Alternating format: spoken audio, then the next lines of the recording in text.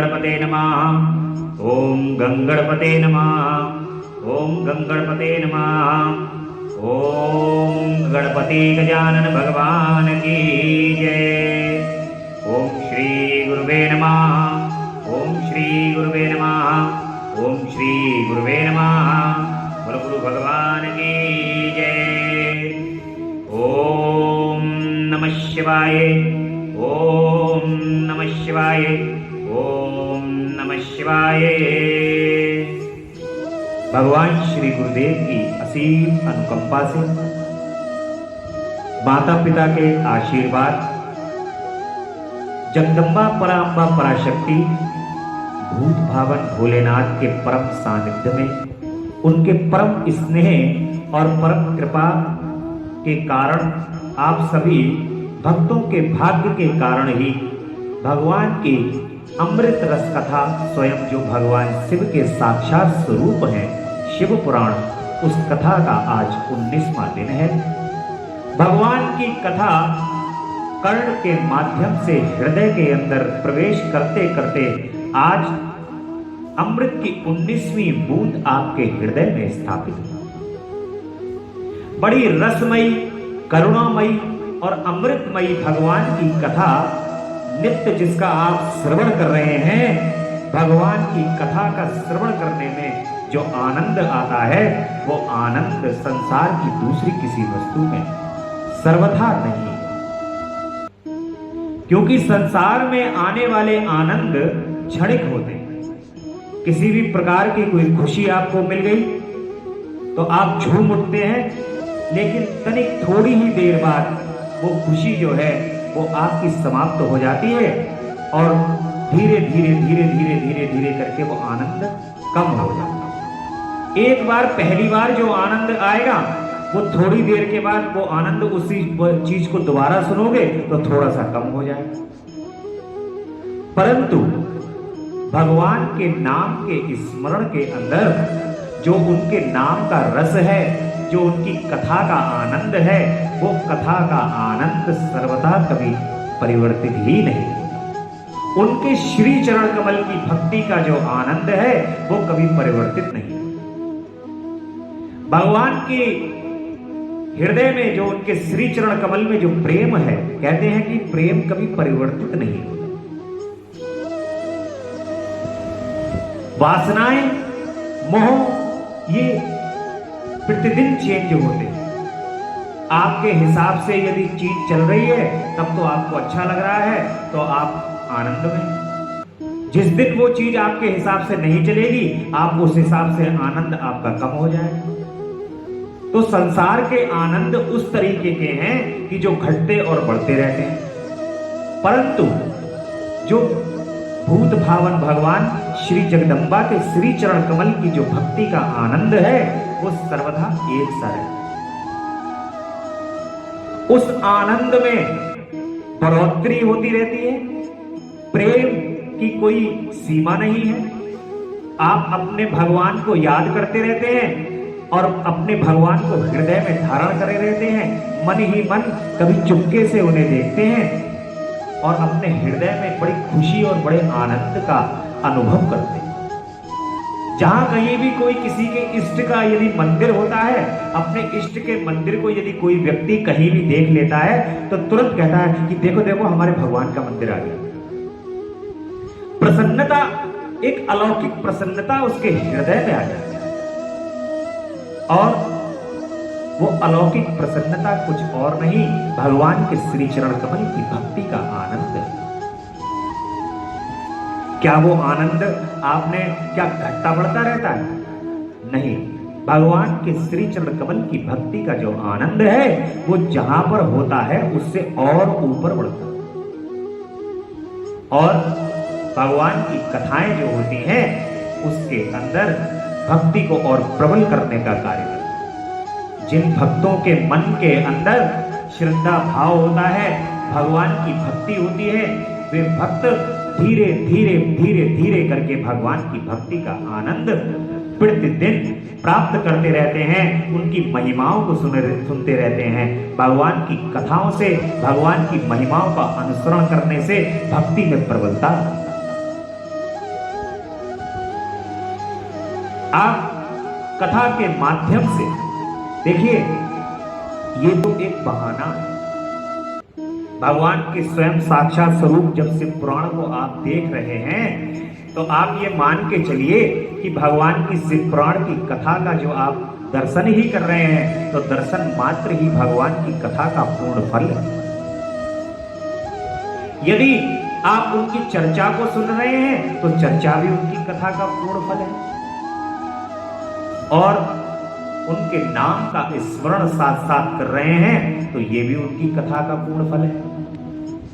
अब भगवान की कथा का पूरे दिवस, पूरे दिन, रात बस केवल और केवल आपको इंतजार रहता है कि भगवान की कथा किसी भी तरीके से प्रारंभ हो और हम उनकी कथा अब आगे क्या होगा, भगवान की कथा, उनकी कैसी कृपा लोगों के ऊपर बरसी, भगवान ने क्या क्या अपने लीलाएं की, उन लीलाओं को जानने के लिए भक्त उत्सुक रहते हैं।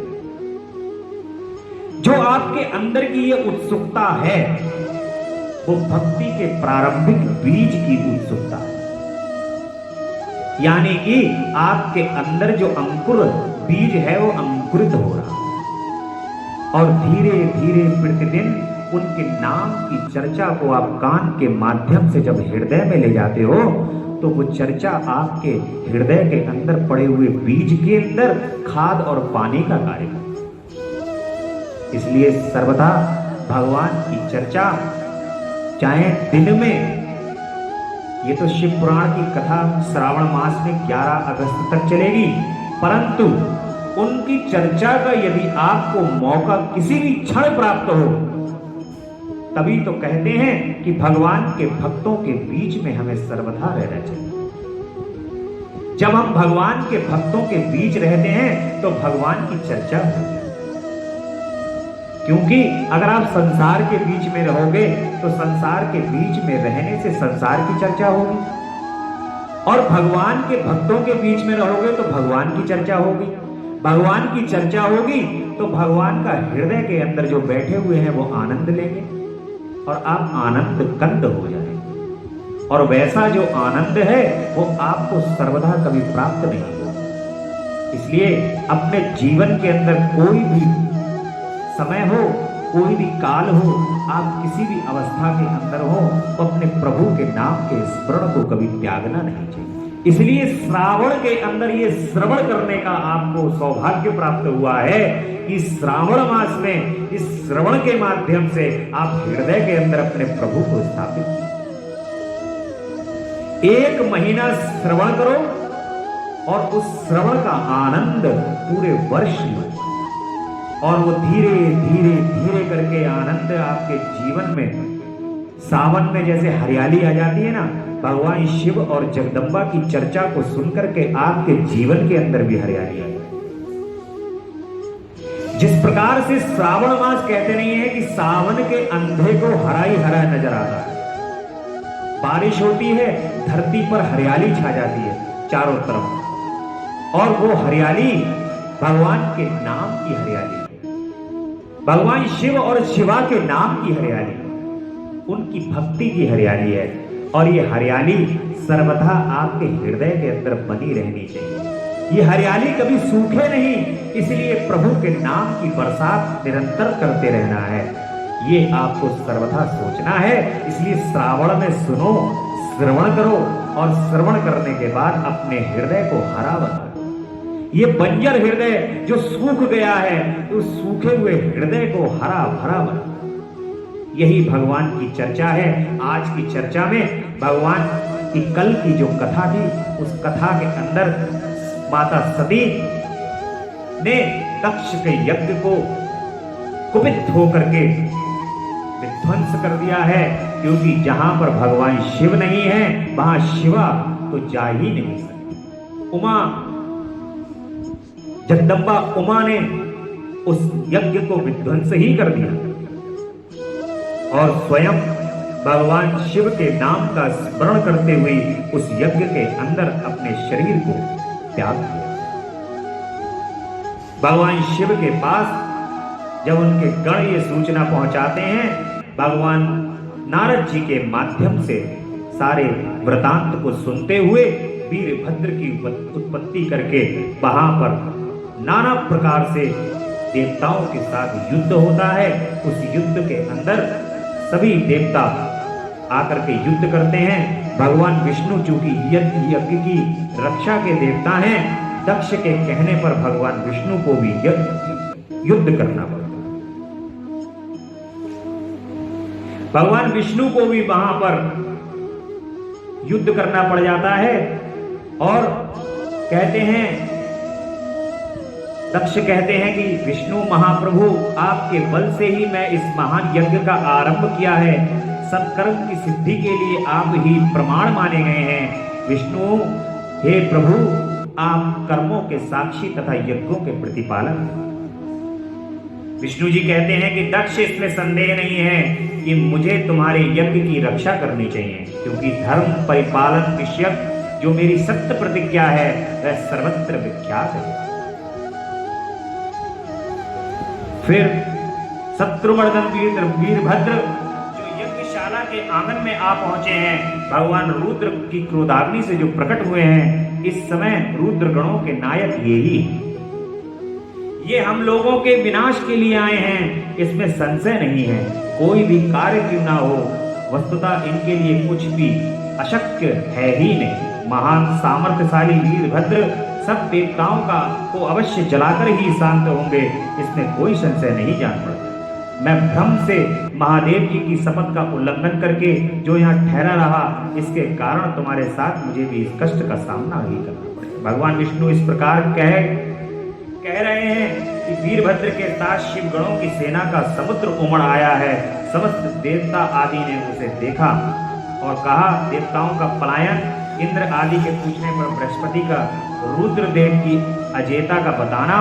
इस प्रकार ब्रह्मा जी कहते हैं कि नारद, उस समय देवताओं के साथ शिवगणों का घोर युद्ध आरंभ हो गया। उसमें सारे देवता पराजित हुए और भागने लगे। वे एक दूसरे का साथ छोड़कर स्वर्गलोक में चले गए। उस समय केवल महाबली इंद्र आदि लोकपाल ही उस दारुण संग्राम में धैर्य धारण करके उत्सुकता पूर्वक खड़े रहे। तदंतर इंद्र आदि सब देवता मिलकर उस सम्रांगण में बृहस्पति जी को विनीत भाव से नमस्कार करके पूछने लगे। जब कोई संसार के अंदर सॉल्यूशन नहीं होता, तब गुरु के पास उस बात का सॉल्यूशन। भगवान गुरुदेव अथक से अथक संकट के कार्यों के अंदर उस संकट से निकालने की क्षमता रखते हैं। इसलिए इंद्र आदि देवताओं ने बृहस्पति, जो गुरु के देवताओं के गुरु हैं, उनसे कारण पूछा। गुरु बृहस्पति कहते हैं कि तात महाप्राज्ञ दयानिधे, शीघ्र बताइए, हम जानना चाहते हैं कि हमारी विजय कैसे होगी। उनकी यह बात सुनकर बृहस्पति ने प्रयत्न पूर्वक भगवान शंभु का स्मरण किया और ज्ञान गुरुवल महेंद्र से कहा। गुरु बृहस्पति कहते हैं कि इंद्र, भगवान विष्णु ने पहले जो कुछ कहा था वह सब इस समय घटित हो गया है। मैं उसी को स्पष्ट कर रहा हूँ, सावधान होकर सुनो। समस्त कर्मों का फल देने वाला जो कोई ईश्वर है, वह कर्ता का ही आश्रय लेता है। कर्म करने वाले को ही उस कर्म का फल देता है। जो कर्म करता ही नहीं, उसको फल देने में वह भी समर्थ नहीं। अतः जो ईश्वर को जानकर उसका आश्रय लेकर सत्कर्म करता है, उसी को उसके कर्म का फल मिलता है। जो भगवान को ईश्वर जान करके उनका आश्रय लेता है, यानी कि आप कोई भी कार्य इस संसार के अंदर यदि शुभ करें, अच्छे कार्य करें या बुरे कार्य करें, अगर आश्रय आपने भगवान का नहीं ले रखा है, तो आपको उन कार्यों का फल कभी प्राप्त नहीं होगा। कितना भी अच्छा कार्य अगर आप कर लें, तो उस अच्छे कार्य का फल आपको तभी प्राप्त होगा जब आपने भगवान के चरणों का आश्रय ले रखा। जैसे दक्ष ने इतने बड़े यज्ञ का आयोजन किया, परंतु भगवान शिव का श्री चरण कमल का आश्रय नहीं लिया। जब उसने भगवान शिव के श्री चरण कमल का आश्रय नहीं लिया, तो इतने बड़े महान यज्ञ को करने का फल भी उसको प्राप्त नहीं हो रहा, क्योंकि वो भगवान का आश्रय नहीं है। ईश्वर द्रोही को कभी किसी प्रकार का कोई फल प्राप्त नहीं होता। न मंत्र, न औषधियां, न समस्त अभिचारिक कर्म, न लौकिक पुरुष, न कर्म, न वेद, न पूर्व और न उत्तरी मासाम तथा न वेदों से युक्त अनन्य शास्त्र ही ईश्वर को जानने में समर्थ होते हैं। ऐसा प्राचीन विद्वानों का कथन है कि अनन्य शरण भक्तों को छोड़कर दूसरे लोग संपूर्ण वेदों का 10,000 बार स्वाध्याय करके भी भगवान शिव को भली भांति नहीं जान सकते। यानी कि अगर विद्वान 10,000 बार वेदों का पाठ कर ले और शास्त्रों का अध्ययन कर ले, परंतु वे भगवान शिव के बारे में और शिवा के बारे में एक तनिक सी तिल भर के बराबर भी नहीं जान सकते। और उनके बारे में तो केवल उनके भक्त ही जानते। भगवान का स्वभाव है भगवान के भक्त। भगवान के स्वभाव को यदि आपको जानना है तो उनके भक्तों के स्वभाव को देखो। भगवान के भक्तों का स्वभाव जैसा होता है वैसा ही भगवान का स्वभाव, बड़ा ही निर्मल स्वभाव होता है भगवान के भक्तों का। एकदम भगवान के भक्त, उनका हृदय इतना निर्मल होता है कि जरा सी बात पर पे तो जरा सा वे गुस्सा हो जाते हैं और जरा सी बात पे अति प्रसन्न हो जाते हैं। उनके हृदय में किसी के लिए कोई राग द्वेष नहीं रहता। संपूर्ण संसार का कल्याण, संपूर्ण संसार का भला सोचने वाले ही भगवान के भक्त होते हैं। क्योंकि निर्मल मन जन मोहि पावा, मोहि कपट छल छिद्र न भावा। भगवान कहते हैं कि मुझे छल कपट छिद्र ये चीजें जो है वो भाती ही नहीं। अगर मैं ये इन छल कपट छिद्र वाले लोग जो हैं वो मुझसे कोसों दूर रहे, वो भगवान का भक्त ही नहीं हो सकता जो ये गुण उसके अंदर व्याप्त है।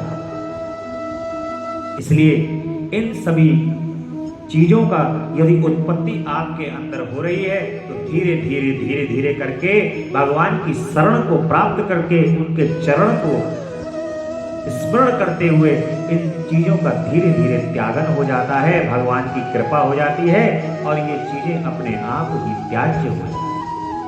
अपने आपका हृदय शुद्ध और निर्मल हो जाता है। ईश्वर को ऐसा प्राचीन विद्वानों का अनन्य शरण भक्तों को छोड़कर दूसरे लोग संपूर्ण वेदों का 10,000 बार स्वाध्याय करके भी महेश्वर को भलीभांति नहीं जान सकते। ये महाश्रुति का कथन है।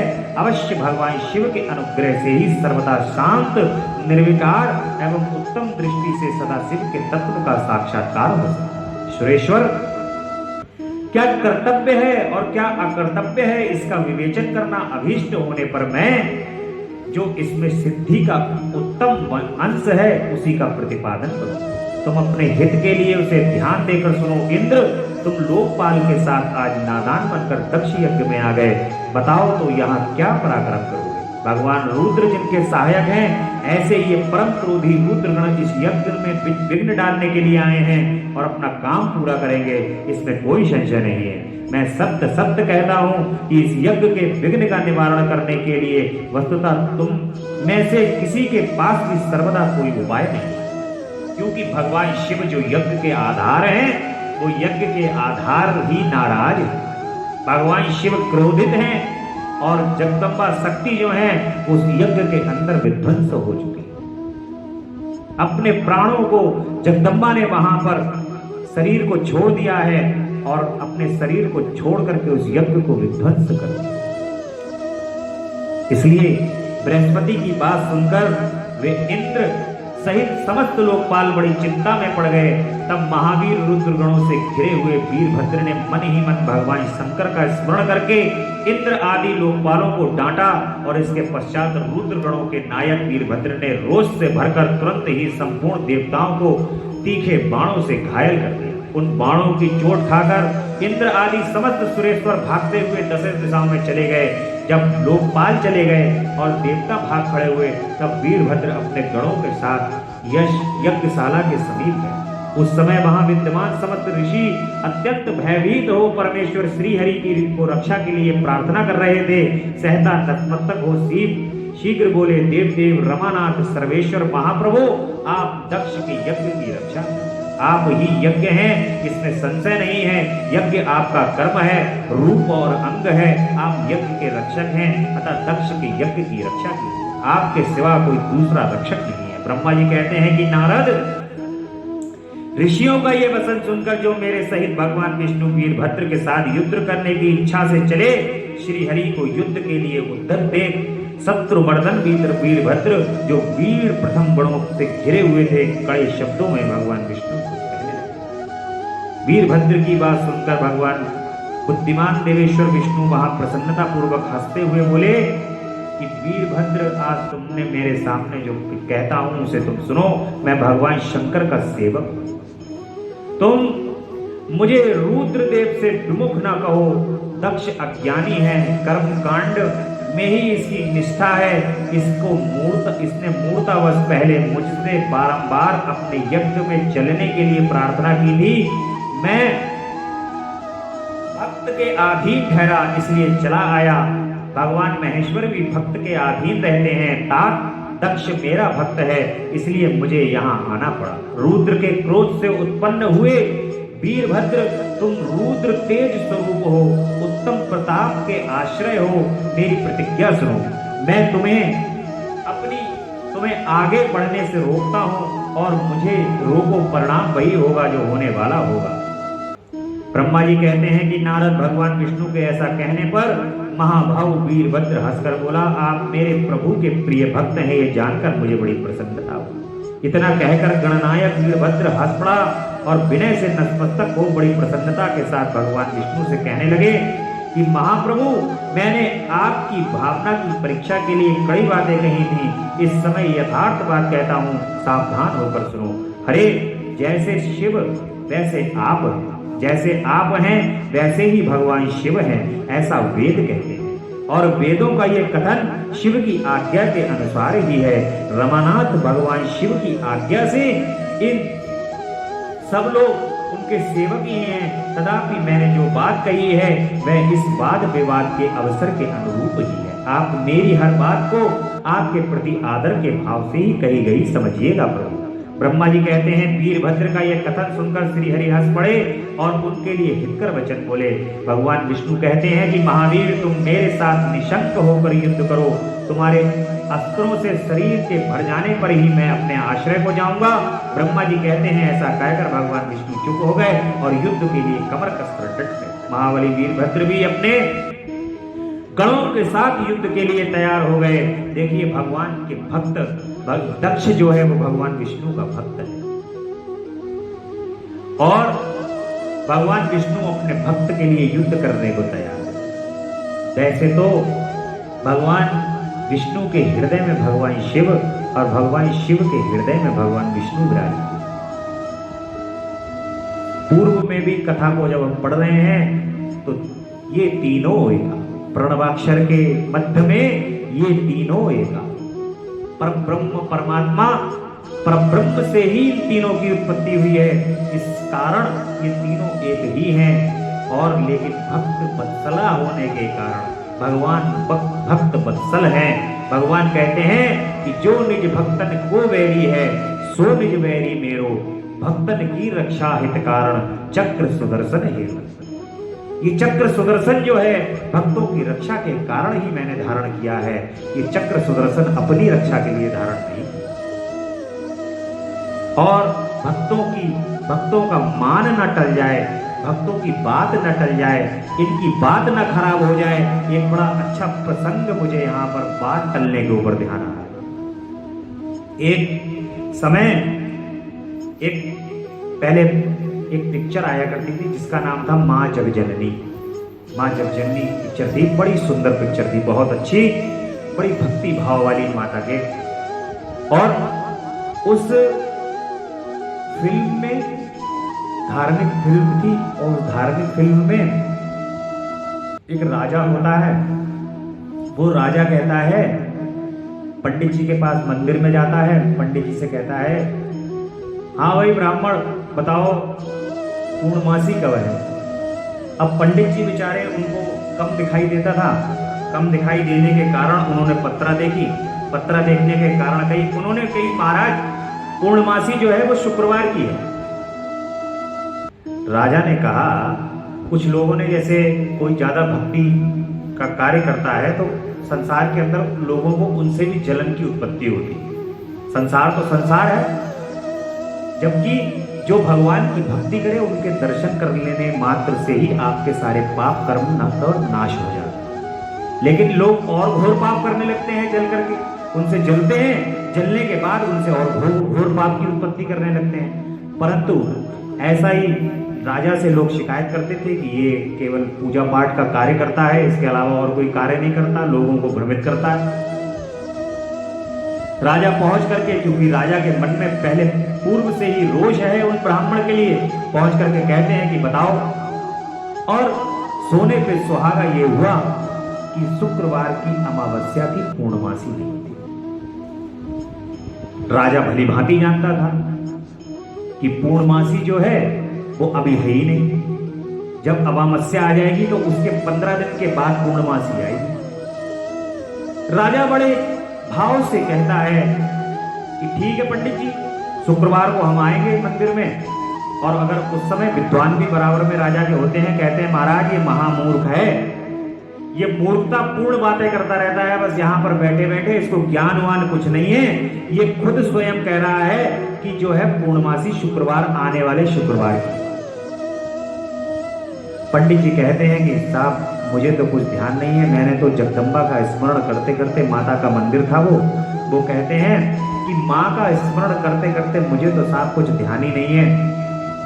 माँ ने जैसा मेरे मुंह से निकलवाया वैसा मैंने कह दिया, जो वो ही जगदम्बा मेरी जिह्वा के ऊपर विराजित रहती है, माँ जैसा मेरे जिह्वा पे आकर के कह गई, मैंने वैसा ही कह दिया। राजा कहते हैं अच्छा, तेरे को अपनी माँ के ऊपर इतना विश्वास है, कल चल शुक्रवार को मैं आऊंगा तो पूर्णमासी करके दिखा देना, क्योंकि उस दिन तो अमावस्या और घोर रात्रि होगी, तो देखता हूं कि पूर्णमासी कैसे हो जाएगी। राजा ने अपने सैनिकों को उस मंदिर में लगा दिया और कहा कि इस पर ध्यान रखना कहीं भाग ना जाए। और शुक्रवार का दिन निकट आया। शुक्रवार का दिन आते ही राजा ने वहां पर घोर अग्नि प्रज्वलित कर दी, और उस अग्नि प्रज्वलित करके ब्राह्मण को जो था ऊपर टांग दिया। उसने कहा कि चंद्रमा के उदय होने का जो समय है, उसके उदय होने के समय के पश्चात यदि उदय नहीं होता है तो तुम्हें इस अग्नि में फेंक दिया जाए, क्योंकि तुमने ब्राह्मण होकर के यहां पर घोर अपराध और झूठ बोला है, पाखंड कर रहे हो।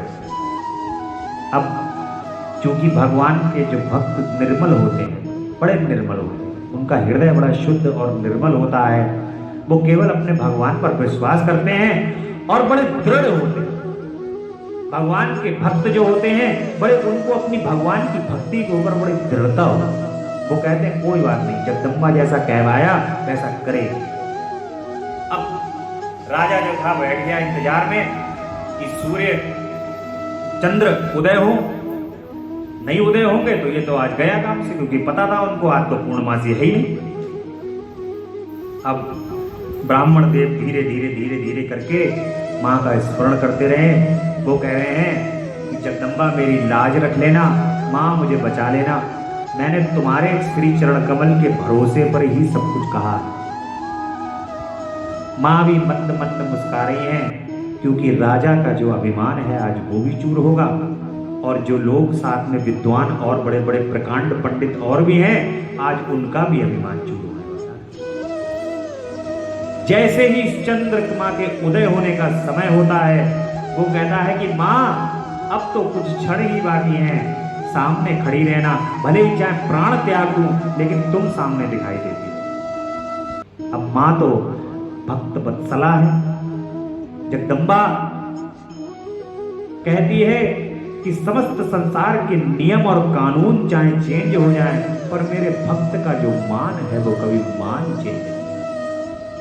मां अपने भक्त का मान परिवर्तित ना हो, इसलिए जगदम्बा उसी आकाश मंडल में प्रकट होकर के और अपने कुंडल को निकाल करके आसमान में फेंक देती हैं। जब उनका कुंडल आसमान में निकल जाता है तो चंद्रमा की उत्पत्ति हो जाती है। सभी लोग वहां पर राजा सहित ये देख करके भाव विभोर हो जाते हैं और जगदम्बा रानी की जय, जगदम्बा रानी की जय, ब्राह्मण महाराज की जयकार के नारे गूंजने लगते। अमावस्या से पूर्णमासी कर देती हैं।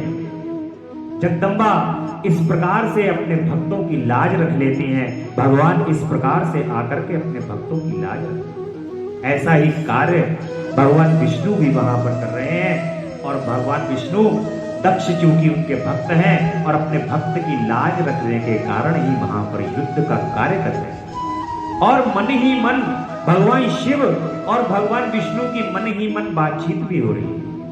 दोनों की लीला है। भगवान कोई भी कार्य बगैर लीला के संपन्न नहीं करते। उनका कार्य लीला को, इस संसार को शिक्षा देने के लिए ही लीला है। क्योंकि संसार का कल्याण, जब संसार का कल्याण जो है वो उनकी लीलाओं में ही है। उनकी लीलाएं होती हैं तभी संसार का कल्याण होता है। एक एक लीला संसार को शिक्षा देने हेतु होती रहती है। इसलिए भगवान विष्णु वहां पर, ब्रह्मा जी कहते हैं, भगवान विष्णु चुप हो गए और युद्ध के लिए वहां पर कमर कस ली। नारद तदंतर भगवान विष्णु और वीरभद्र में घोर युद्ध हुआ। अंत में वीरभद्र ने भगवान विष्णु के चक्र को स्तंभित कर दिया तथा शांक धनुष्य के 3 टुकड़े कर डाले। तब मेरे द्वारा एवं सरस्वती के द्वारा बोधित हुए श्री विष्णु ने उस महान गणनायक वीरभद्र को असह्य तेज से संपन्न जानकर वहां से अंतर्ध्यान होने का विचार। दूसरे देवता भी यह जान गए कि सती के प्रति जो अन्याय हुआ है उसी का यह संभावित परिणाम है। भगवान की और भगवान शिव और भगवान विष्णु की इस प्रकार से वहां पर लीला चल रही है। और सभी मुनि और सभी यज्ञ के अंदर उपस्थित ब्राह्मण लोग, सभी लोग वहां से चले जाते हैं। जैसे ही भगवान विष्णु वहां से अंतर्ध्यान हो जाते हैं तो वहां पर सभी जो गण भी हैं और सभी ब्राह्मण लोग हैं वो भी सब चले जाते हैं। उस उपद्रव को देखकर और उस महामग का विध्वंस निकट जानकर वे यज्ञ भी अत्यंत भयभीत हो मृग का रूप धारण करके वहां से भाग जाते हैं। यज्ञ देवता भी उस यज्ञ से भाग जाते हैं। इस प्रकार से वीरभद्र वहां पर त्राहे मचा देते हैं। मृग के रूप में आकाश की ओर भागते देख वीरभद्र ने उसे पकड़ लिया और उसका मस्तक काटा। फिर उन्होंने मुनियों तथा देवताओं के अंग भंग कर दिए और बहुतों को मार डाला। प्रतापी मणिभद्र ने मृग को उठाकर पटक दिया और उसकी छाती को पैरों से दबाकर तत्काल उनकी दाढ़ी मूछें नोची।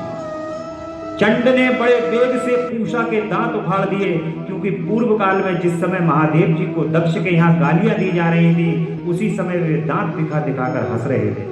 नंदी ने भग को रोषपूर्वक पृथ्वी पर दे मारा और उसकी दोनों आंखें निकाल ली, क्योंकि जब दक्ष शिव जी को शाप दे रहे थे उस समय वे आंखों के संकेतों से अपना अनुमोदन सूचित कर रहे थे। वहां रुद्र गणनायकों ने स्वधा स्वाहा और दक्षिणा देवियों की बड़ी विडंबना की।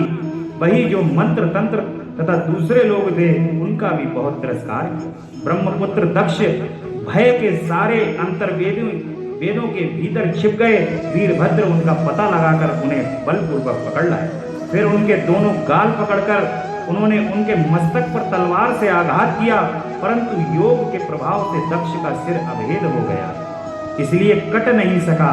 जब वीरभद्र को ज्ञात हुआ कि संपूर्ण अस्त्र शस्त्रों से इसके मस्तक का भेदन नहीं हो सकता, तब उन्होंने दक्ष की छाती पर पैर रखकर दबाया और दोनों हाथों से गर्दन मरोड़कर तोड़ डाली। फिर शिवद्रोही दुष्ट दक्ष के उस सिर को गणनायक वीरभद्र ने अग्नि कुंड में डाला। तदंतर जैसे सूर्य घोर अंधकार राशि का नाश करके उदयाचल पर आरूढ़ होते हैं, उसी प्रकार वीरभद्र और उनकी यज्ञ का विध्वंस करके कृत कार्य हो तुरंत ही वहां से उत्तम कैलाश पर्वत की ओर चले गए। वीरभद्र को काम पूरा करके आया देख परमेश्वर शिव मन ही मन संतुष्ट हुए और उन्होंने उन्हें वीरभद्र के प्रथम गणों का अध्यक्ष बना दिया। सूत जी कहते हैं कि महर्षियों अमित बुद्धिमान ब्रह्मा जी की कही हुई ये कथा सुनकर द्विश्रेष्ठ नारद विस्मय में पड़ गए। उन्होंने प्रसन्नता पूर्वक पूछा कि पिताजी, भगवान विष्णु शिव को छोड़कर अन्य देवताओं के साथ दक्ष से युद्ध में क्यों चले, जिसके कारण वहां उनका तिरस्कार हुआ? क्या वे प्रलयकारी पराक्रम वाले भगवान शंकर नहीं जानते थे? फिर उन्होंने अज्ञानी पुरुष की भांति रुद्र गणों के साथ युद्ध क्यों किया? करुणानिधे, मेरे मन में यह बहुत बड़ा संदेह है। आप कृपा करके मुझे इस संशय को नष्ट कर दीजिए और प्रभु मन में उत्साह पैदा करने वाले शिव चरित्र को सुनाइए। ब्रह्मा जी ने कहा कि नारद, पूर्व काल में राजा शुभ की सहायता करने वाले श्री हरि को दधीचि मुनि ने शाप दे दिया था, जिससे उस समय में इस बात को भूल गए और वे चले गए। दधीचि ने क्यों शाप दिया, यह सुनो। प्राचीन काल में शुभ नाम से प्रसिद्ध एक महातेजस्वी राजा हो गए हैं। ये महाप्रभावशाली मुनीश्वर दधीचि के मित्र थे। दीर्घ काल की तपस्या के प्रसंग से क्षुब्ध और दधीचि में विवाद आरंभ हो गया, जो तीनों लोकों में महान अनर्थकारी के रूप में विख्यात हुआ। इस विवाद में वेद के विद्वान शिव भक्त दधीचि कहते थे कि शूद्र, वैश्य और क्षत्रिय इन तीनों वर्णों में ब्राह्मण ही श्रेष्ठ हैं, इसमें संशय नहीं है। महामुनि दधीचि की यह बात सुनकर धन वैभव के मद से में मोहित हुए राजा शुभ ने उनका इस प्रकार परिवाद किया। शुभ बोले, राजा इंद्र आदि 8 लोकपालों के स्वरूप को धारण करता है। वह समस्त वर्णों और आश्रमों का पालक एवं प्रभु है, इसलिए राजा ही सबसे श्रेष्ठ है। राजा की श्रेष्ठता का प्रतिपादन करने वाली श्रुति भी कहती है कि राजा सर्ववेदमय है। मुने, इस श्रुति के कथानुसार जो सब में बड़ा देवता है वह मैं ही हूँ। इस विवेचन से ब्राह्मण की अपेक्षा राजा ही श्रेष्ठ सिद्ध होता है। च्यवन नंदन, आप इस विषय में विचार करें और मेरा अनादर न करें, क्योंकि मैं सर्वदा आपके लिए पूजनीय हूँ। राजा शुभ की ये बात श्रुतियों और स्मृतियों के विरुद्ध थी। इसे सुनकर प्रभु कुलभूषण मुनि श्रेष्ठ दधीचि को बड़ा क्रोध हुआ। मुने अपने गौरव का विचार करके कुपित हुए महातेजस्वी दधीचि ने शुभ के मस्तक पर बाएं मुक्के से प्रहार किया। उनके मुक्के की मार खाकर ब्रह्मांड के अधिपति कुत्सित बुद्धि वाले शुभ अत्यंत कुपित हो गरज उठे और उन्होंने वज्र से दधीचि को काट डाला। उस वज्र से आहत हो भृगुवंशी दधीचि पृथ्वी पर गिर पड़े। भार्गव वंशधर दधीचि गिरते समय शुक्राचार्य का स्मरण किया। योगी शुक्राचार्य ने आकर दधीचि के शरीर को, जिसे शुभ ने काट डाला था, तुरंत जोड़ दिया। दधीचि के अंगों को पूर्ववत जोड़कर शिव भक्त शिरोमणि तथा मृत्युंजय विद्या के प्रवर्तक शुक्राचार्य ने उनसे कहा कि तात दधीचि, मैं सर्वेश्वर भगवान शिव का पूजन करके उन्हें श्रुति प्रतिपादन महामृत्युंजय नामक श्रेष्ठ मंत्र का उपदेश देता हूं। त्र्यंबकम यजामहे, यह भगवान त्र्यंबक का यजन करते हैं। त्र्यंबक का अर्थ है तीनों लोकों के प्रभावशाली शिव। वे भगवान सूर्य, सोम और अग्नि तीनों मंडलों के पिता हैं। सत्व और रज तम तीनों गुणों के महेश्वर हैं। आत्म तत्व, विद्या तत्व और शिव तत्व, इन तीनों तत्वों के आह्वानीय कहा पत्य और दक्षिण पाग्नि, इन तीनों अग्नियों के सर्वत्र उपलब्ध होने वाले पृथ्वी, जल एवं तेज, इन तीन मूर्ति भूतों के आदि भेद से त्रिविध स्वर्ग के त्रिभुज और ब्रह्मा, विष्णु और शिव तीनों देवताओं के महान ईश्वर महादेव ही हैं। यहाँ तक के मंत्र के प्रथम चरण की व्याख्या हुई। सुगंधिम पुष्टिवर्धनम, जैसे फूलों में उत्तम गंध होती है, उसी प्रकार वे भगवान शिव संपूर्ण भूतों में, तीनों गुणों में, संपूर्ण कृत्यों में, इंद्रियों में, अनन्य देवों में और गणों में उनके प्रकाश का सारभूत आत्मा के रूप में व्याप्त है। अतएव सुगंध युक्त एवं संपूर्ण देवताओं के ईश्वर है। यहाँ तक सुगंधिम पद की व्याख्या हुई है। अब पुष्टिवर्धनम की व्याख्या करते हैं। उत्तम व्रत का पालन करने वाले द्विश्रेष्ठ महामुनि नारद उन अंतर्मयी पुरुष शिव से प्रकृति का पोषण होता है। महत्व तत्व से लेकर विशेष प्रयत्न संपूर्ण विकल्पों की पुष्टि होती है तथा मुझ ब्रह्मा का, विष्णु का, मुनियों का और इंद्रियों सहित देवताओं का भी पोषण होता है, इसलिए वे पुष्टि वर्धन है। अब मंत्र के तीसरे और चौथे चरण की व्याख्या करते हैं। उन दोनों चरणों का स्वरूप यह है। उर्वारुकमिव वर्धनाम मृत्युर्मुक्षीमामृतात्, अर्थात प्रभु, जैसे खरबूजा पक जाने पर लता बंधन से छूट जाता है, उसी तरह मैं मृत्यु रूप बंधन से मुक्त हो जाऊं। अमृत पद से पृथक ना हो। वे रुद्रदेव अमृत रूप हैं, जो पुण्य कर्म से, तपस्या से, स्वाध्याय से, योग से अथवा ध्यान से उनकी आराधना करता है, उसे नूतन नवीन जीवन प्राप्त होता है। इस सत्य प्रभाव से भगवान शिव स्वयं ही अपने भक्त को मृत्यु के सूक्ष्म बंधन से मुक्त कर देते हैं, क्योंकि वे भगवान ही बंधन और मोक्ष देने वाले हैं।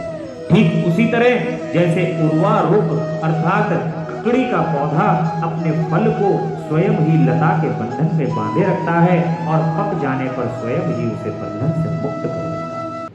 यह मृत संजीवनी मंत्र है जो मेरे मत से सर्वोत्तम है। तुम प्रेम पूर्वक नियम से भगवान शिव का स्मरण करते हुए उस मंत्र का जप करो। जप और हवन के पश्चात इसी से अभिमंत्रित किए हुए जल को दिन और रात में पियो तथा शिव विग्रह के समीप बैठकर उन्हीं का ध्यान करो। इससे कहीं भी मृत्यु का भय नहीं रहता। न्यास आदि सब कार्य करके विधिवत भगवान शिव की पूजा करो। यह सब करके शांत भाव से बैठकर भक्त वत्सल भगवान शिव का ध्यान करते रहना चाहिए। मैं भगवान शिव का ध्यान बता रहा हूँ, जिसके अनुसार उनका चिंतन करके मंत्र जप करना चाहिए।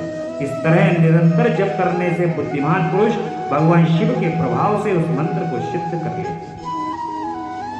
अब भगवान शिव के महामृत्युंजय मंत्र की महिमा है। उनके मंत्र की ऐसी महिमा है कि जो भी महामृत्युंजय का स्मरण कर लेता है, ओम त्र्यंबकं यजामहे सुगंधिं पुष्टिवर्धनम् उर्वारुकमिव वर्धनम् मृत्युर्मोक्षीमामृतात्।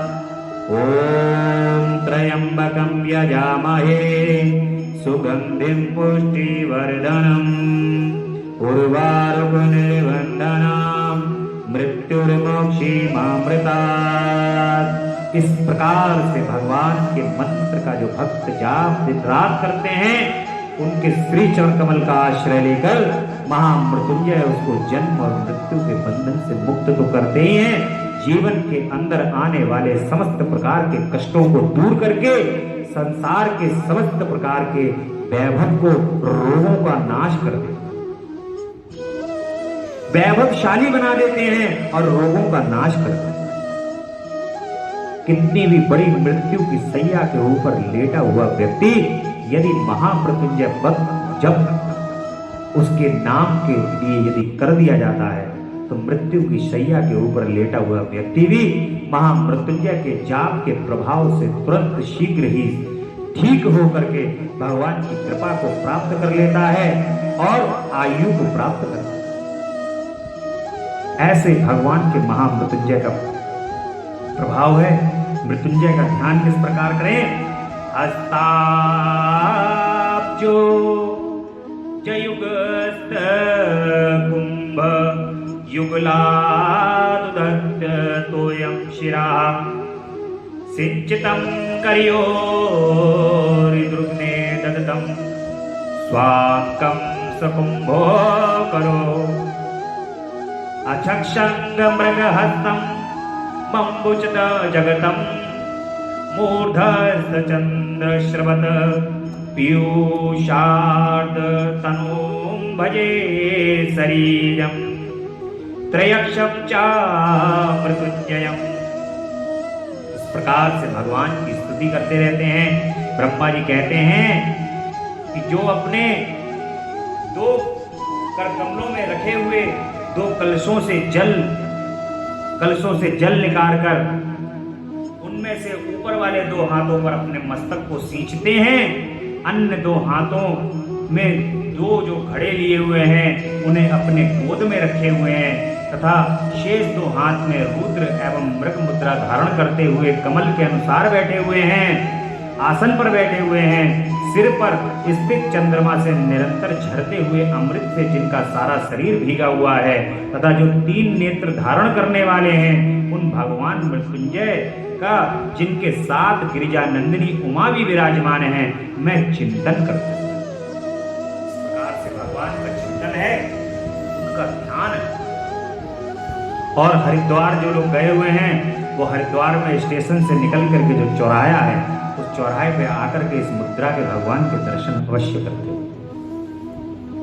वहां पर भगवान कलश से अपने आप को उनके जल निकल रहा है और नीचे वाले जो 2 कलश हैं, जो 2 हाथ हैं भगवान के, वो कलश पकड़े हुए हैं, चंद्रमा धारण किए हुए हैं। ऐसी मुद्रा भगवान की आपको हरिद्वार के अंदर प्राप्त होगी, जो हरिद्वार में भगवान के दर्शन करने के लिए जाते हैं। और अमृत पद से पृथक ना हो वे रुद्रदेव।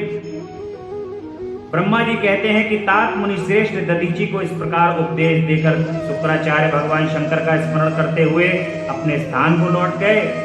उनकी यह बात सुनकर महामुनि दधीची बड़े प्रेम से शिवजी का स्मरण करते हुए तपस्या के लिए वन में गए।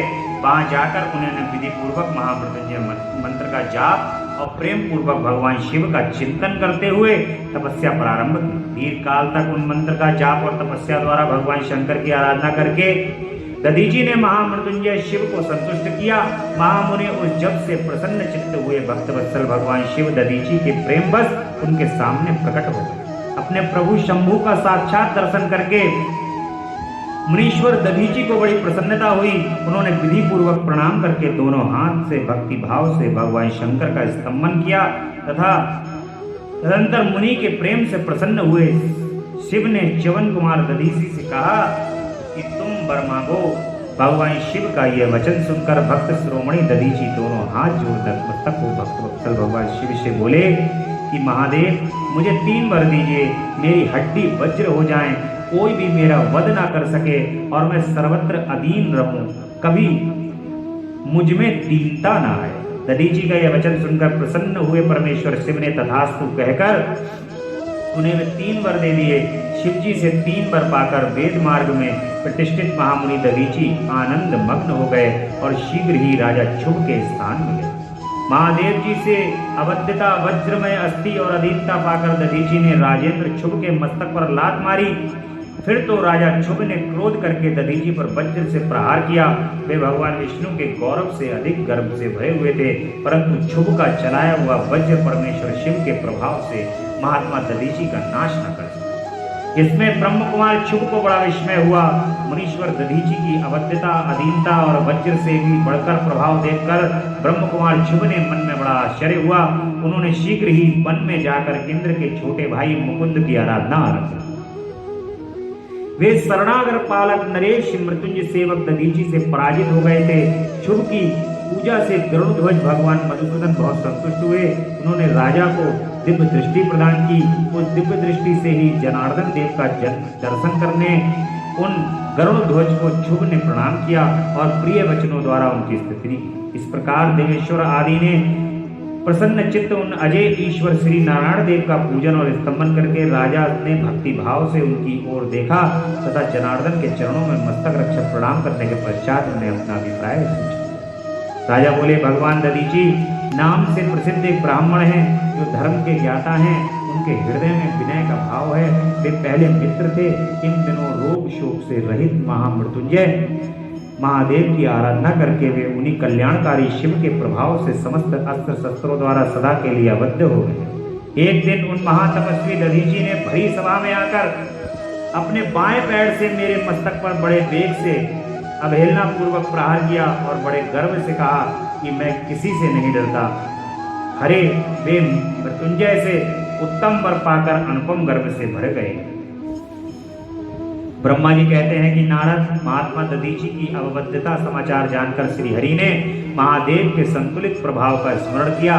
फिर वे ब्रह्मपुत्र राजा शुभ से बोले, राजेंद्र ब्राह्मणों को कहीं थोड़ा सा भी भय नहीं है। भूपते विशेषता रुद्र भक्तों के लिए तो भय नाम की कोई वस्तु है ही। यदि मैं तुम्हारी ओर से कुछ करूं तो ब्राह्मण दधीची को दुख होगा और वह मुझ जैसे देवता के लिए भी शपथ का कारण बन जाए। राजेंद्र दधीची के साप से दक्ष के यज्ञ में सुरेश्वर शिव से मेरी पराजय होगी और फिर मेरा उद्धार भी होगा। महाराजा, इसलिए मैं तुम्हारे साथ रहकर कुछ करना नहीं चाहता। मैं अकेले ही तुम्हारे दधीची को जीतने का प्रयत्न करूँ। भगवान विष्णु का यह वचन सुनकर क्षुब्ध बोले कि बहुत अच्छा, ऐसा ही हो। ऐसा कहकर वे उस कार्य के लिए मन ही मन उत्सुक और प्रसन्नतापूर्वक विष्णु और देवताओं से पराजित दधीची का उनके लिए शाप और छूट पर अनुग्रह।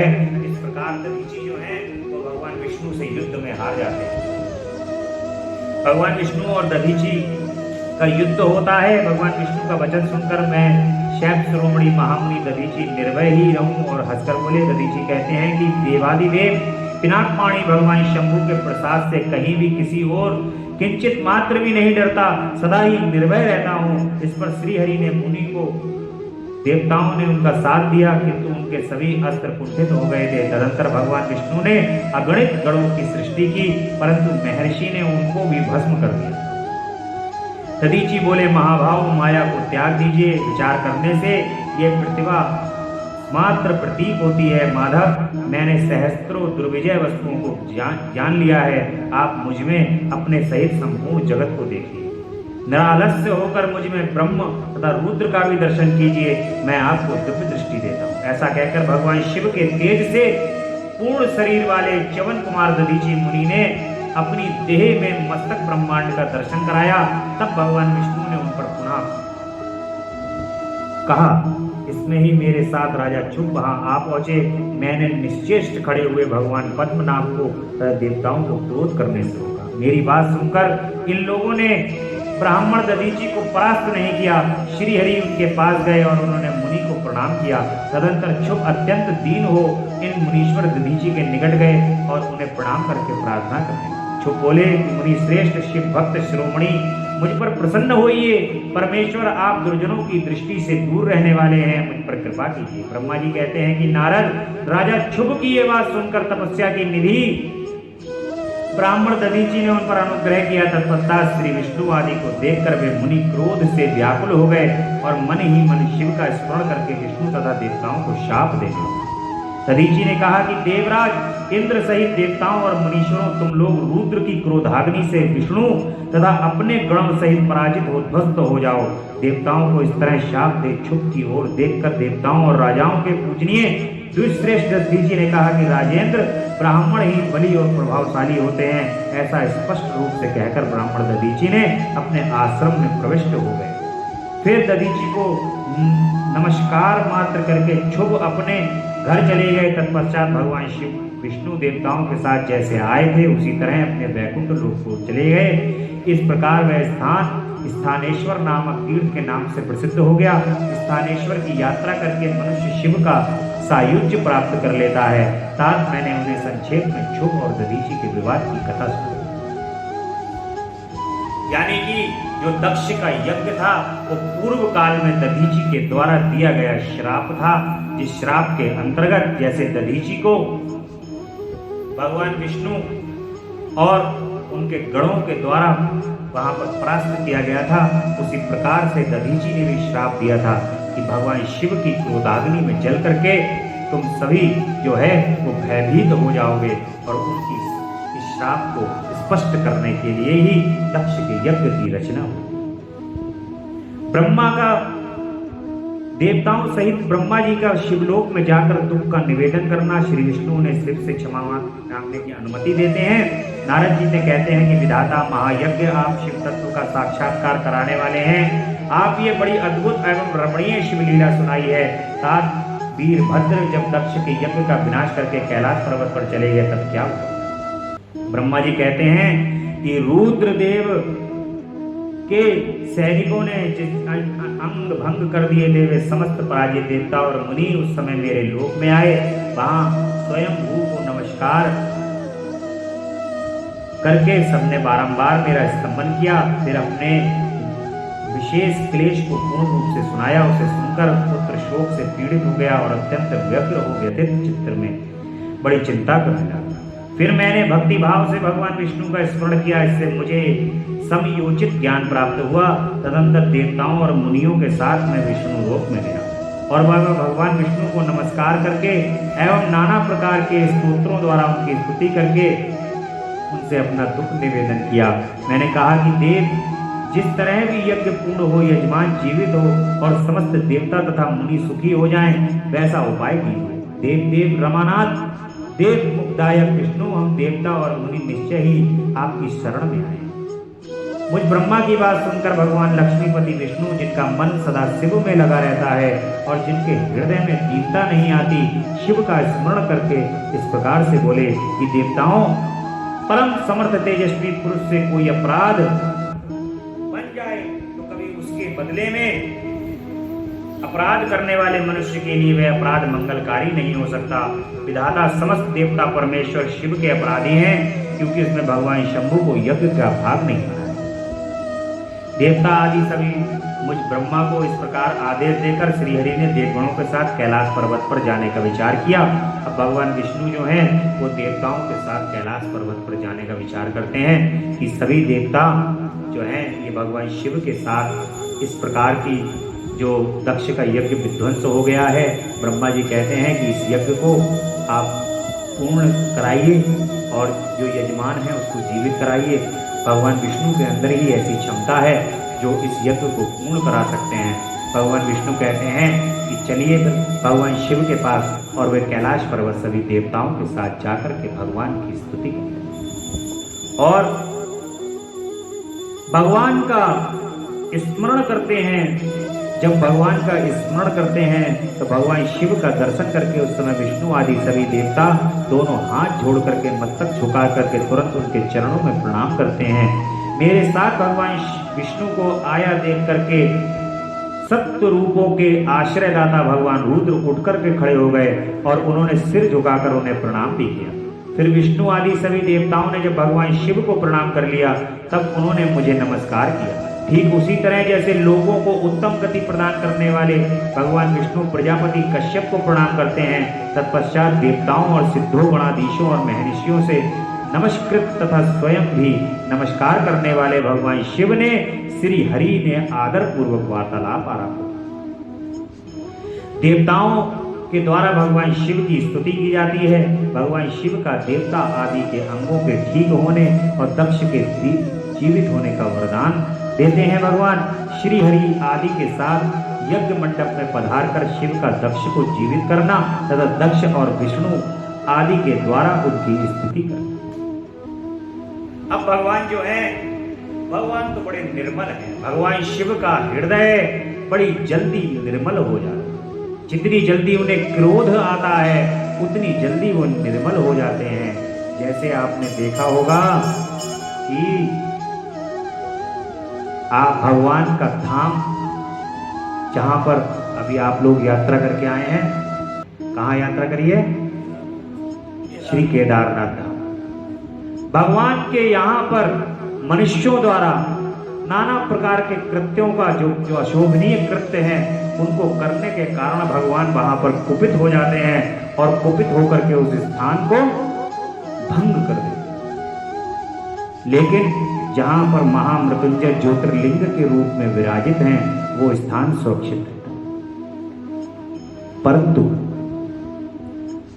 क्रोध आने के बाद अपने भक्तों का हृदय में स्मरण कर लेते हैं भगवान कहते हैं कि भाई भक्त तो यहाँ पर आने ही चाहिए, क्योंकि भक्त के बगैर भगवान भी जो है बड़े अंदर उथल पुथल रहती है उनके कि मेरे भक्त नहीं आया। अगर कोई एक बेलपत्री या दो बेलपत्री भगवान पे प्रतिदिन चढ़ाता है ना, तो भगवान को उसका प्रतिदिन इंतजार रहता है कि आज नहीं आया, आज क्यों नहीं आया जल चढ़ाने, बेलपत्री चढ़ाने। तो आपकी जो व्यथा होगी वो व्यथा भगवान तक पहुंच जाएगी और भगवान कहेंगे कि चल तेरे सारे कष्ट दूर हो तो फिर से मेरे पास आ। इसलिए भगवान जो है वो अपने भक्तों को अपने निकट बुलाते हैं और उनका स्मरण करते रहते हैं। ऐसे ही केदारनाथ धाम में भी भगवान ने जो पिरले लेकर के आए उसके बाद बड़ी जल्दी ही वहां का सब कुछ विस्तार हो गया और अपना मंदिर, जो उनका मंदिर का प्रांगण है वो भगवान की कृपा से सुरक्षित रहा और सुरक्षित रह करके भगवान ने फिर से वहां पर मंगल कर दिया। आज वहां पर प्रतिदिन जो है 25 से 30-40 हजार प्रतिदिन लोगों की दर्शन करने वालों की शरणार्थियों की संख्या हो गई। भगवान के जो भक्त हैं वे बड़े निराले हैं। वो भगवान चाहे केदारनाथ से सही कैलाश पर्वत पर चले जाते हैं तो भगवान के भक्त पीछे पीछे वहां भी चले जाते हैं। भगवान के भक्त भगवान का पीछा करे ही लेते हैं। बड़े औंघड़ होते हैं भगवान शिव के भक्त। वो तो अपना किसी भी प्रकार का कष्ट, किसी भी प्रकार के शरीर के अंदर होने वाले विकारों को नहीं देखते हुए भगवान शिव ही उनको याद आते हैं और भगवान के पीछे हो। भगवान कृपा करते हैं, ऐसी बात देख करके भगवान शीघ्र ही उन पर कृपा कर देते हैं और दर्शन देते हैं। ऐसी कृपा है भगवान की। और भगवान शिव की स्तुति जब देवता लोग करते हैं तो भगवान का मन बड़ा निर्मल है। उस निर्मल मन से भगवान जो है वो कह देते हैं कि ठीक है दक्ष प्रजापति, तुम्हें मैं जीवित करता हूं। और दक्ष का जो शीश यज्ञ के अंदर काट करके फेंक दिया जाता है, भगवान उस यज्ञ के अंदर काटे हुए शीश को जोड़ करके पुनः कहते हैं कि चलो ठीक है यज्ञ को पूर्ण करो। और भगवान यज्ञ को पूर्ण करने की आज्ञा प्रदान कर देते हैं।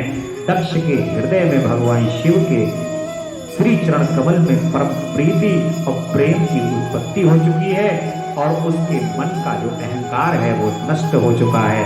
अब उसको भगवान शिव दिखाई दे रहे हैं। दक्ष के हृदय के अंदर अहंकार समाप्त होकर के शिव पहुंच चुके हैं, क्योंकि जहां पर अहंकार है वहां पर अंधकार है। अहंकार में और अंधकार में ज्यादा अंतर नहीं है, क्योंकि अंधकार आ जाता है जब अहंकार आ जाता है। और उस अंधकार से व्यक्ति को सामने कुछ दिखाई नहीं देता। अपने अहंकार के वशीभूत होकर के इंसान को भगवान तो दिखाई नहीं देते हैं। संसार के अंदर चाहे छोटा हो बड़ा हो, चाहे गुरु हो ईश्वर हो, कुछ भी दिखाई नहीं देता। अपने अहंकार के फलस्वरूप वे अपमान पे अपमान करता चला जाता है और अंधकारमय हो जाता है। इसलिए अब दक्ष का अहंकार भगवान की कृपा से समाप्त हो चुका है और भगवान ने कृपा कर दी है। उसको भगवान शिव जो हैं वो साक्षात स्वरूप में दिखाई दे रहे हैं। जब अहंकार समाप्त हो गया, भगवान शिव यज्ञ के आधार जब दिखाई देने लगे, तो अब यज्ञ के पूर्ण होने में कदापि कोई विलंब नहीं।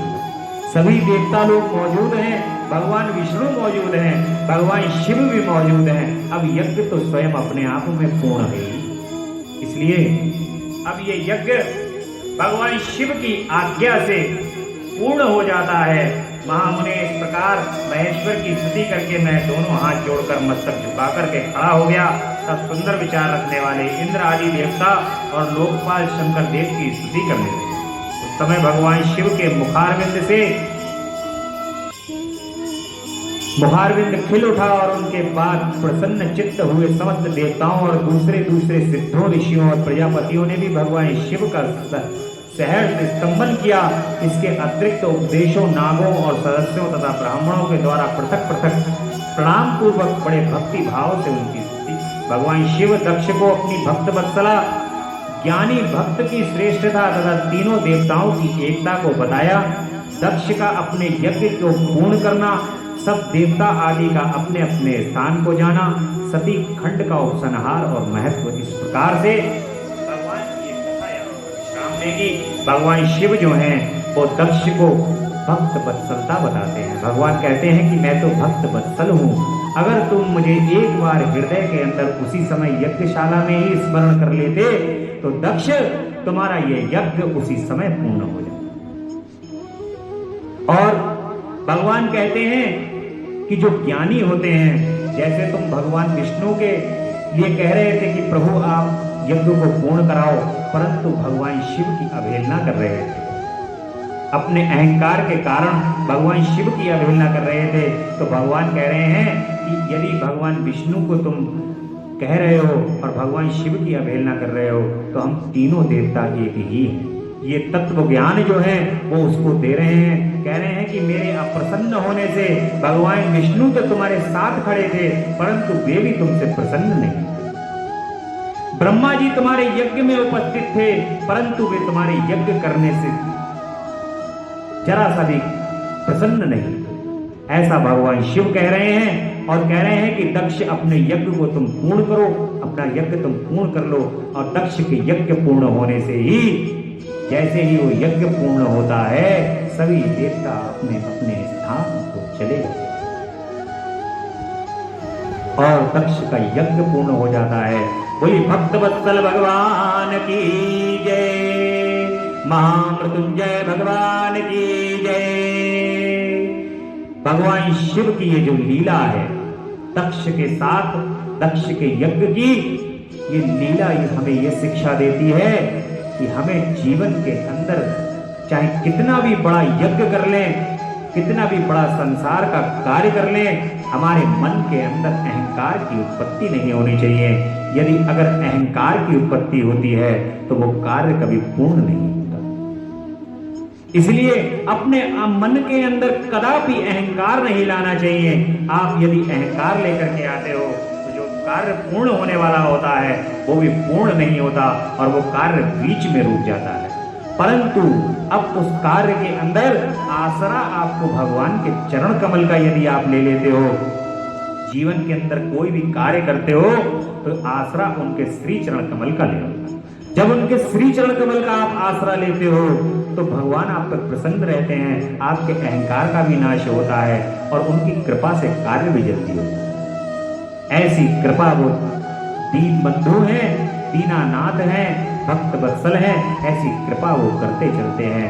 बोलिए भक्त वत्सल भगवान की जय, शंकर भगवान की जय, महामृत्युंजय भगवान की जय। कल की कथा रुद्र संहिता तृतीय खंड प्रारंभ होगा और हिमालय के स्थावर जंगल विभिन्न स्वरूप में जगदम्बा पार्वती से भगवान शिव का विवाह भी होगा और माता की उत्पत्ति होगी हिमालय के यहाँ। बड़ा ही आनंद आएगा। ये विवाह जो है वो भगवान का बड़ा आनंद प्रदान करने वाला है, शिव और पार्वती का। इसलिए भगवान की कथा का आनंद कल हम रुद्र संहिता के तृतीय खंड में, पार्वती खंड जिसको कहा जाता है, वहां से लेंगे। बोल जगदम्बा रानी की जय, अम्बा मैया की जय। बड़े प्रेम से भगवान की स्तुति करेंगे और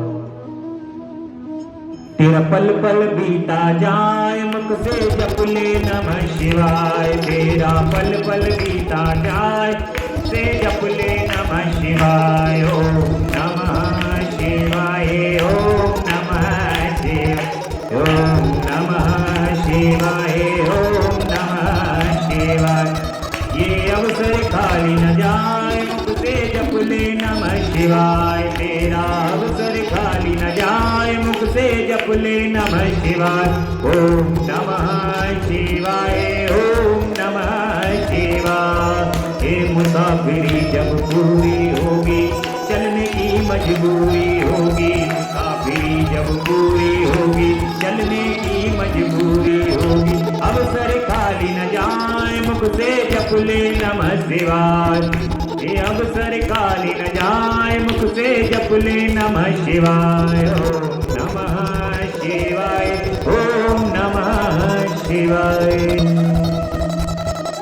जय अविनाशी जय कैलाशी शंकर शंभु हरे हरे, हरे स्तुति भूतेश्वर जगवंदन से जय जय। ना जाने हम रूप तुम्हारा ना स्वरूप ही पहचाने, जान सके ना ब्रह्मा विष्णु हम माया कैसे जाने।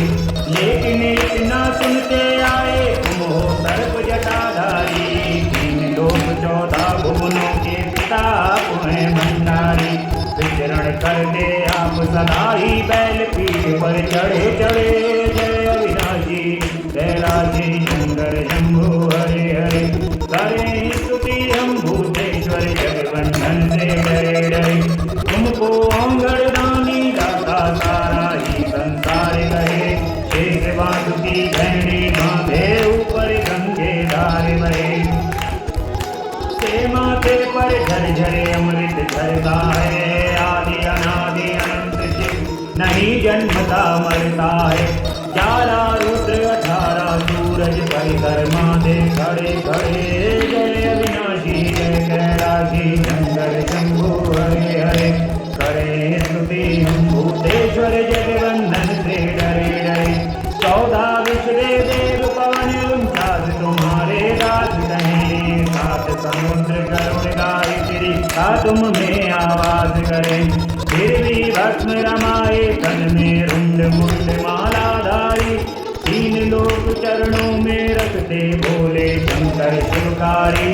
प्रखर जाप कर नमः शिवाय, प्रखर जाप कर नमः शिवाय, पारे उतर गए बड़े बड़े, जय अविनाशी जय कैलाशी शंकर शंभु हरे हरे, हरे स्तुति हम भूतेश्वर जगवंदन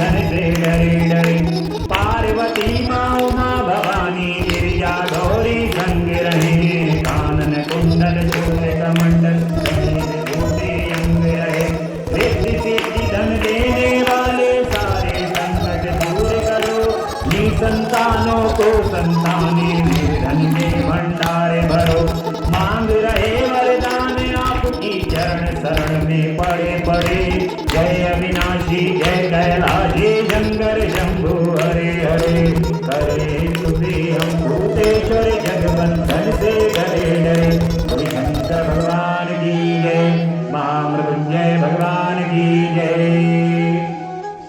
बोले हर हर हर हर महादेव, हर हर हर महादेव, शिव शंभु कैलाशपति जगदम्बा रानी की जय।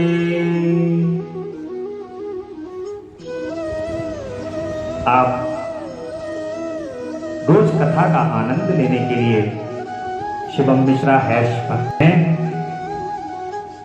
कथा को शेयर कर सकते हैं, लाइक और अपने कमेंट करके भगवान शिव के श्री चरण कमलों में अपने श्रद्धा सुमन अर्पित कर सकते हैं। बोले शंकर भगवान की जय।